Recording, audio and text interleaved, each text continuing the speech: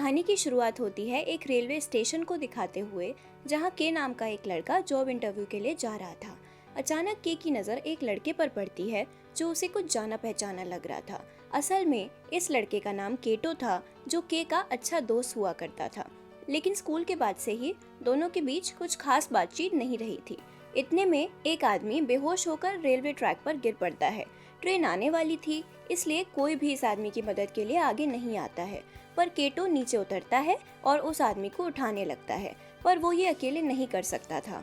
इसलिए भीड़ में खड़े के को पहचान कर उसे अपनी मदद के लिए बुलाता है। लेकिन के एक डरपोक लड़का था, इसलिए वो केटो को अनसुना कर देता है। जिसके बाद केटो अकेला ही उस आदमी को प्लेटफॉर्म पर पहुंचाता है।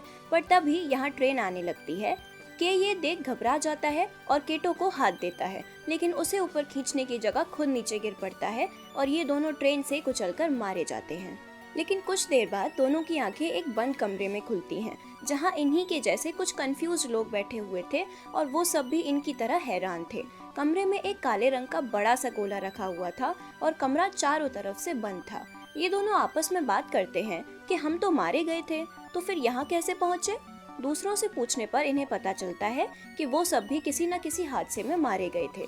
इसके बाद कमरे में रखे काले गोले में से एक रोशनी निकलती है और एक भीगी नेक लड़की यहाँ टेलीपोर्ट होती है। यानी ये सब भी इसी तरह यहाँ पहुँचे थे। केटो इस लड़की को अपनी जैकेट से ढक देता है। इसका नाम किशिमोटो है और इसकी मौत शायद नहाते वक्त हुई थी। इसके बाद काले गोले में से किसी तरह के म्यूजिक की आवाज आती है और उस पर लिखा हुआ था कि ये सब लोग अपनी पुरानी जिंदगी में मारे जा चुके हैं, उन्हें ये नई जिंदगी देने वाला गोला है। तो अब इस जिंदगी में ये लोग क्या करेंगे, ये भी यही स्फीयर डिसाइड करेगा। इसके बाद ये गोला खुल जाता है और उसमें इन सभी के लिए हथियार और नाम के साथ सूटकेस रखे हुए थे। के जब अपना सूटकेस खोलता है तो उसमें से एक सूट निकलता है। के देखता है कि एक लड़का पहले ही सूट पहने शांति से एक जगह खड़ा हुआ था, जिसका नाम निशी था। वहीं केटो किशिमोटो को अपना सूट पहनने को कहता है। इससे पहले कि ये सब अपना अपना सूट पहन पाते, ये एक एक कर टेलीपोर्ट होने लगते हैं और एक सुनसान जगह पर पहुंचते हैं। यहाँ निशी इन्हें बताता है कि वो सब एक रियलिटी गेम शो में हैं और उन्हें 20 मिनट के अंदर अंदर उस एलियन को मारना होगा। जो उस एलियन को मारेगा उसे 10 मिलियन येन इनाम में मिलेंगे। इतने में सभी की नजर उस एलियन पर पड़ती है और केटो के किशिमोटो को छोड़ सभी पैसों के लालच में उसके पीछे पड़ जाते हैं और वो भागते हुए एक गैरेज में पहुंचते हैं और इनमें से एक प्लेयर उसे हेड पर शूट कर देता है। शुरू में तो कुछ नहीं होता, लेकिन थोड़ी देर बाद इस एलियन का एक हाथ फट जाता है और वो अपने नुकीले नाखूनों से इन सब पर वार करना शुरू कर देता है। जिसके बाद सभी प्लेयर्स उसे एक साथ शूट करते हैं और एलियन मारा जाता है। दूर खड़ा केटो ये सब देखकर दुखी हो रहा था कि इन सब ने एक बच्चे को मार दिया। इतने में बेबी एलियन का फादर यहाँ आता है और इन सब पर अटैक करना शुरू कर देता है। एक प्लेयर इसे कंट्रोल करने की कोशिश करता है, लेकिन ये एलियन उसका पैर ही काट देता है। डर के मारे सभी प्लेयर्स इसे शूट करने लगते हैं, लेकिन वो एक प्लेयर की बॉडी को आगे कर बच जाता है और सभी प्लेयर्स को मार देता है। सिर्फ केटो ही जिंदा बचा था, जो डर के मारे कांप रहा था। एलियन उसे भी मारने वाला था, पर तभी किशिमोटो उसे धक्का देकर केटो को बचा लेती है। लेकिन अब एलियन गुस्से में इन दोनों को उठाकर फेंक देता है, जिस पर किशिमोटो नोटिस करती है कि सूट की वजह से उसे एक खरोच भी नहीं आई है।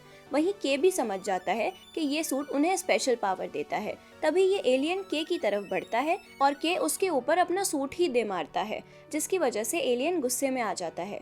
लेकिन कुछ वायर्स उसे कवर कर लेते हैं। दूसरी तरफ निशी यहीं छुपा हुआ था और अब वो अपनी गन से इस एलियन को शूट करके मार डालता है और टाइम पूरा होते ही सभी वापस उसी कमरे में टेलीपोर्ट हो जाते हैं, जहाँ निशी बताता है कि इस गोले का नाम जेंट्स है और जितने भी लोग गेम में मरे हैं वो अब वापस नहीं आएंगे। लेकिन इतने में एक और आदमी टेलीपोर्ट होता है, जिसके हाथ पैर उस एलियन ने काट दिए थे। मतलब अगर कोई प्लेयर चाहे जितना भी घायल हो, अगर वो टाइम पर जिंदा हो तो जेंट्स उसे हील करके टेलीपोर्ट कर देता है। इसके बाद जेंट्स पर इन सभी के नंबर दिखाए जाते हैं, जहां निशी को 5 और बाकी सभी को 0 नंबर्स मिले थे। यहाँ निशी एक और बात रिवील करता है कि वो कोई रियलिटी गेम नहीं, बल्कि एक डेथ गेम खेल कर आए हैं। निशी बताता है कि धरती पर बहुत सारे एलियंस हैं जिन्हें इन सभी को खत्म करना है। वो भी पिछले कई सालों से ये काम कर रहा है। ये सुनकर केटो को गुस्सा आता है और निशी का गिरेबान पकड़ लेता है। साथ ही उससे कहता है कि अगर वो ये सब उन्हें पहले बता देता तो इतने लोगों की जान बच सकती थी। लेकिन निशी सूट की वजह से केटो से ज्यादा शक्तिशाली था, इसलिए वो उसका कुछ नहीं बिगाड़ पाता। तभी के निशी पर अपनी गन तान देता है, पर तभी जेंट्स एक रोशनी छोड़ता है और के अपने कमरे में पहुंच जाता है। उसे लग रहा था कि शायद ये सब उसका बस एक सपना था, पर अगले दिन उसे रेलवे स्टेशन पर 2 लोगों के मरने का नोटिस मिलता है। इसलिए वो उसी जगह पर जाता है जहां उन्होंने बीती रात उस एलियन से फाइट की थी। ये जगह पूरी तरह से टूटी फूटी थी, लेकिन वहां ना तो कोई खून का धब्बा था और ना कोई बॉडी। इतने में किशिमोटो भी यहाँ पहुँच जाती है। उसके पास वही सूट था जो जेंट्स ने इन सबको दिया था, यानी वो सब कुछ रियल था। किशिमोटो बताती है कि उसके पास केटो की जैकेट है, लेकिन के पास केटो का एड्रेस नहीं था, इसलिए वो किशिमोटो को वापस घर जाने के लिए कहता है। लेकिन किशिमोटो उसे अपने साथ रुकने के लिए कहती है और के भी मान जाता है, क्योंकि उसे पहली ही नज़र में किशिमोटो से प्यार हो गया था। घर पहुंचकर दोनों बातें करते हैं और के को पता चलता है कि किशिमोटो ने अपने बॉयफ्रेंड से ब्रेकअप के बाद बाथटब में अपनी जान दे दी थी। इन सभी को केटो की जैकेट में उसकी एक डायरी मिलती है जिसमें उसका एड्रेस भी था और ये इन्फॉर्मेशन भी कि केटो कई सालों तक जेल में रहा था। इसके बाद ये दोनों सो जाते हैं। दूसरी तरफ केटो एक बुरे सपने के बाद जाग जाता है। वो यहाँ अपने छोटे भाई के साथ रहा करता था। थोड़ी ही देर में केटो टेलीपोर्ट होकर उसी रूम में पहुँच जाता है और बाकी सबके साथ अब यहाँ 3 लोग और भी आए थे, जिनमें एक लेडी, एक दादी और उसका पोता था। यानी ये लोग भी किसी न किसी वजह से मारे गए हैं। इसके बाद जेंट्स में वही म्यूजिक प्ले होता है और आज का इनका टारगेट था टनाका एलियन। इसके बाद केटो इन सभी को अपने अपने सूट पहनने को कहता है, लेकिन दादी और पोता बिना सूट के ही टेलीपोर्ट होकर लोकेशन पर पहुंच जाते हैं। यहाँ टनाका एलियन की नज़र इन पर पड़ जाती है और वो अपने मुंह से एक तेज रोशनी छोड़ता है। कुछ देर में के यहाँ टेलीपोर्ट होता है, पर तब तक दादी पोता मारे गए थे।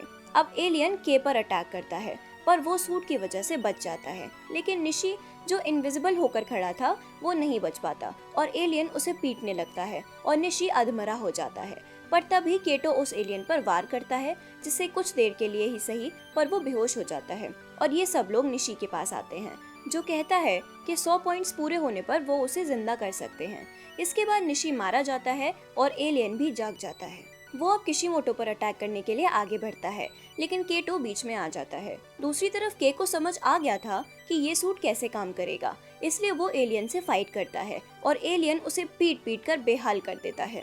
लेकिन तभी के अपनी गन से एलियन के मुंह में फायर करता है और एक ब्लास्ट के साथ वो मारा जाता है। हालांकि के की हालत भी खराब थी, पर वो टाइम पूरा होने तक जिंदा रहता है। जेंट्स उसे हील कर वापस टेलीपोर्ट कर देता है। अब यहाँ के को 7 जबकि बाकी सभी को 0 पॉइंट्स मिले थे। के जेंट्स से पूछता है कि 100 पॉइंट्स होने पर क्या होता है। तब जेंट्स बताता है कि 100 पॉइंट्स होने पर उन्हें 2 ऑप्शंस मिलते हैं। पहला, या तो वो यहाँ से आज़ाद हो जाएं, अपने किसी साथी को जिंदा कर लें। इसके बाद ये सभी अपने अपने घरों में टेलीपोर्ट हो जाते हैं, जहाँ के अपने सूट के साथ ट्रेनिंग करता है और अपनी क्लास फ्रेंड कोजिमा के साथ समय बिताता है। दूसरी तरफ किशिमोटो भी केटो के साथ टाइम स्पेंड करती है और इनकी बॉन्डिंग बढ़ने लगती है और रात को एक बार फिर सभी उसी कमरे में होते हैं, जहां आज भी 3 नए प्लेयर्स आए थे। जेंट्स इन्हें आज का टारगेट देता है, जो कि एक टैम्पर्ड एलियन था। इसके बाद केटो सभी को अपने सूट पहनने को कहता है और सभी को एक म्यूजियम के बाहर टेलीपोर्ट कर दिया जाता है, जहां 2 बड़े पुतलों में से एक अचानक से हिलने लगता है। यानी यही वो एलियन था जो अपने पैर से प्लेयर्स को कुचलने की कोशिश करता है। इसलिए सभी भागने लगते हैं और एक प्लेयर म्यूजियम के अंदर आ जाता है, जहां बहुत सारे बुद्ध की मूर्तियां रखी हुई थीं, जिनमें से एक अचानक से हिलने लगती है। इधर के ओवर कॉन्फिडेंट होकर बाहर वाले एलियन को मारने के लिए आगे बढ़ता है और उसकी गलती की वजह से एक प्लेयर मारा जाता है। लेकिन फाइनली के इस एलियन को मारने में सफल हो जाता है। इसके बाद के और केटो के बीच थोड़ी सी बहस होती है और म्यूजियम के अंदर से एक नई प्लेयर बाहर आती है। वो बहुत जख्मी थी और बाहर आते ही दम तोड़ देती है। इसके बाद ये लोग अंदर जाते हैं, जहां 1000 हाथ लिए बुद्ध की मूर्ति के रूप में वो एलियन इनका इंतजार कर रहा था। ये एलियन सबसे पहले के की गन छीनकर उस पर अटैक करता है। केटो उसे जैसे तैसे बचाता है, लेकिन वो बहुत ज्यादा घायल हो चुका था। ये देख केटो को गुस्सा आता है और वो एलियन का सामना करने के लिए आगे बढ़ता है, पर ये एलियन उसे भी मारने के लिए आगे बढ़ता है। लेकिन तभी किशिमोटो बीच में आ जाती है और वो मारी जाती है। जिस वजह से केटो और ज्यादा गुस्से में आ जाता है। लेकिन एलियन के 1000 हाथों के सामने वो कुछ नहीं कर सकता था और केटो भी ये समझ चुका था। जल्दी ही एलियन केटो के अंदर भी अपनी तलवारें घुसाकर उसे के पास फेंक देता है।